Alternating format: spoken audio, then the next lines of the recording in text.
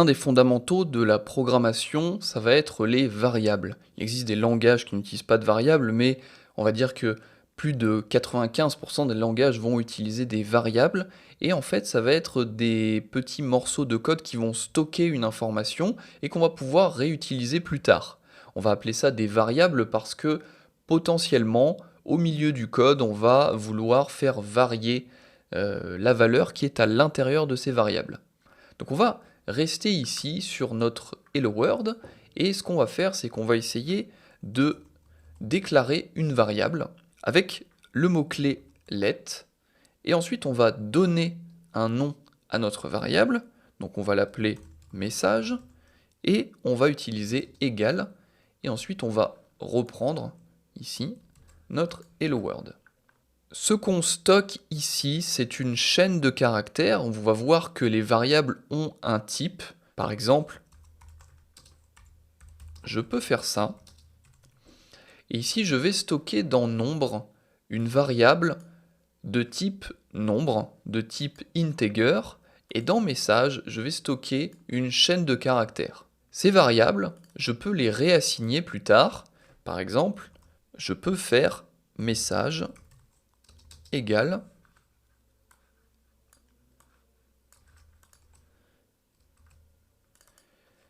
Hello World et on va changer, on va mettre tutoriel JavaScript. Donc là, avec le petit mot-clé let, j'ai déclaré une variable dans mon code, je l'ai instanciée, la variable existe à partir de ce moment-là et je peux faire des choses avec message.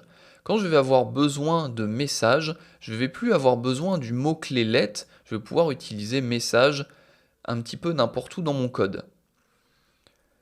Par exemple ici, si à l'intérieur de console log j'écris message, on voit qu'il y a écrit tutoriel JavaScript.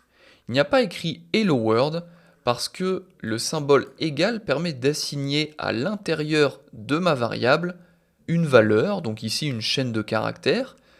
J'ai au début de mon code assigné Hello World et un petit peu plus tard j'ai réassigné ma variable message tutoriel JavaScript. Donc si je log dans la console la variable message, j'ai dans ma console écrit tutoriel JavaScript, c'est normal.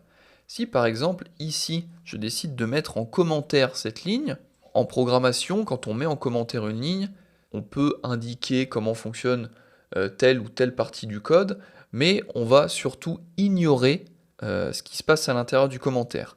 Donc si vous voulez écrire un commentaire sur une seule ligne, vous pouvez écrire 2 fois //. Voilà, donc on voit qu'il y a une autre coloration sur la ligne 4, et on voit que dans ma console, j'ai Hello World qui s'est écrit.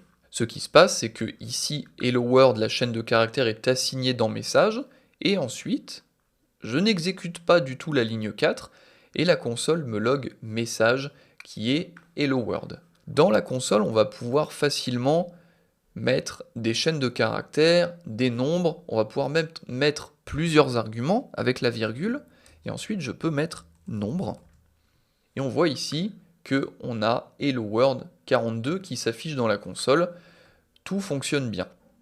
La console va être très importante dans n'importe quel langage, vous allez avoir envie d'imprimer quelque part dans la console, sur votre navigateur, peu importe là où c'est pratique pour vous, pour avoir des informations sur une partie de votre code et peut-être pouvoir débugger un problème assez facilement. Il existe également un autre mot-clé que let pour définir une variable, ça va être le mot-clé const. Le mot-clé const va nous permettre de non pas définir une variable mais une constante. On va quand même appeler ça une variable parce que c'est un petit morceau de mémoire dans lequel on va pouvoir stocker de l'information. La seule différence, c'est que avec const, on ne va pas pouvoir réassigner la variable message. Donc si j'enlève le commentaire de la ligne 4, on voit ici en bas à droite du site de Babel que j'ai une petite erreur. Je ne peux pas assigner une nouvelle variable à une constante.